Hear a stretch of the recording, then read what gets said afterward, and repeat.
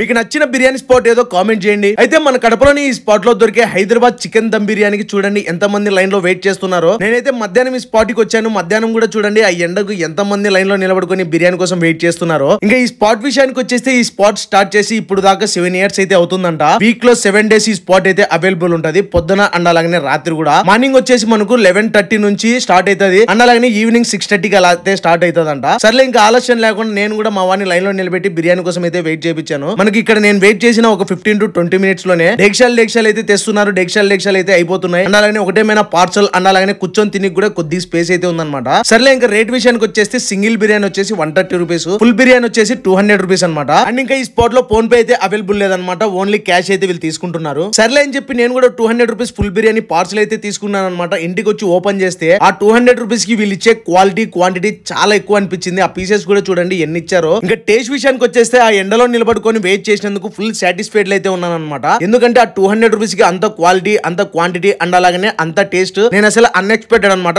Taste అయితే చాలా బాగా నచ్చింది. ఇంకా అడ్రస్ వచ్చేసి మన కడపలోని అల్మాస్ పేట్ బిడ్జ్ రోడ్ ఆయేషా నగర్ లో ఈ స్పాట్ అయితే అవైలబుల్ ఉంటది. హైదరాబాద్ స్పెషల్ చికెన్ దమ్ బిర్యానీ అని చెప్పి. సో ఇంకా ఆలస్యం ఎందుకు, ఎవరైనా వెళ్ళి టేస్ట్ చేయాలంటే ఎంత త్వరగా అయితే అంత త్వరగా వెళ్ళి టేస్ట్ చేయండి. అండ్ అలాగే ఇంకా ఇలాంటి మంచి మంచి వీడియోల కోసం ఇప్పుడే మన ఈ స్పాట్ పేజ్ ను కూడా ఫాలో చేసుకోండి.